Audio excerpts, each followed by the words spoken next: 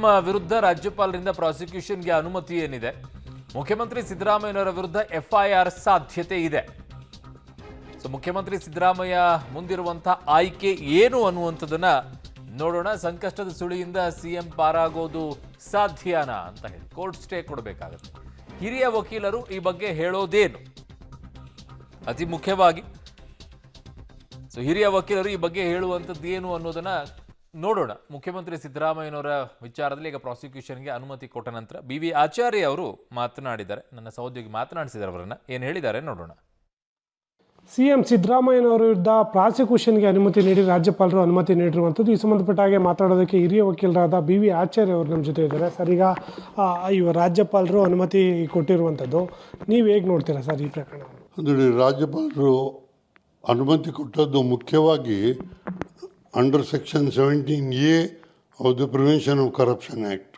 ಅದು that is a permission or sanction for conducting an investigation. ಅವರ ತೀರ್ಮಾನದಲ್ಲಿ ಹೇಳಿದ್ದಾರೆ, ಈ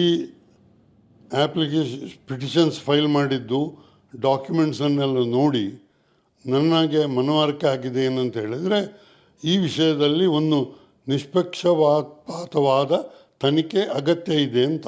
ಹಾಗಾಗಿ ನಾನು 17A ಪ್ರಕಾರ ಅನುಮತಿ ಕೊಟ್ಟಿದ್ದೇನೆ ಅಂತ.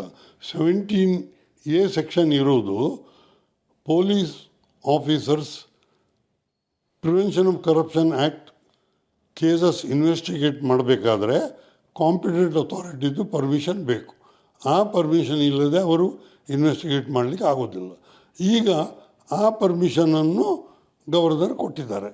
ಹಾಗಾಗಿ ಪೊಲೀಸ್ನವರಿಗೆ ಈಗ ಪ್ರಕರಣದ ಬಗ್ಗೆ ಇನ್ವೆಸ್ಟಿಗೇಷನ್ ಮಾಡಲಿಕ್ಕೆ ಅಧಿಕಾರ ಸಿಕ್ಕಿದೆ. That is the point. ಈಗ ಅಧಿಕಾರ ಸಿಕ್ಕಿದೆ, ಇದು FIR ಆದ ನಂತರದಲ್ಲಿ ನೆಕ್ಸ್ಟು ಕೇಸ್ ಪ್ರೊಸೀಜರ್ ಹೇಗಿರುತ್ತೆ? ಅದೇ, ಅದು ಪೊಲೀಸ್ನವ್ರಿಗೆ FIR ರಿಜಿಸ್ಟರ್ ಮಾಡದಿದ್ದರೆ FIR ರಿಜಿಸ್ಟರ್ ಮಾಡಿ ಇನ್ವೆಸ್ಟಿಗೇಷನ್ ಮಾಡಬೇಕು. ಸಿಎಂ ಸಿದ್ದರಾಮಯ್ಯನವರಿಗೆ ಈ ನೆಕ್ಸ್ಟ್ ಮುಂದಿರುವಂಥ ಆಯ್ಕೆಗಳೇನು ಸರ್?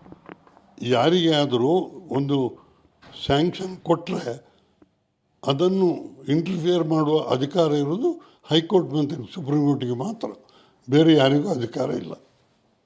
ಸದ್ಯಕ್ಕೆ ನಿಮಗಿರೋ ಮಾಹಿತಿ ಪ್ರಕರಣ ಏನಾಗ್ಬೋದು? ಅದು ಹೇಳಲಿಕ್ಕೆ ಆಗೋದಿಲ್ಲ. ನಾನು ಪ್ರಕರಣ ಈಗ ಈ ಥರ ಈ ಹಿಂದೆ ಪ್ರಕರಣಗಳಿದೆ. ಈ ಥರದ್ದು ಬಂದಂಥ ವೇಳೆಯಲ್ಲಿ ಸಾಮಾನ್ಯವಾಗಿ ನೈತಿಕ ಹೊಣೆ ಹೊರಿಸಿ ರಾಜೀನಾಮೆ ಕೊಡುವಂಥದ್ದು ನೋಡಿದ್ದೀವಿ. ಅವರವರಿಗೆ ಬಿಟ್ಟದ್ದು ನಾನೇನು ಹೇಳಲಿಕ್ಕೆ ಇಚ್ಛೆ ಪಡೋದಿಲ್ಲ.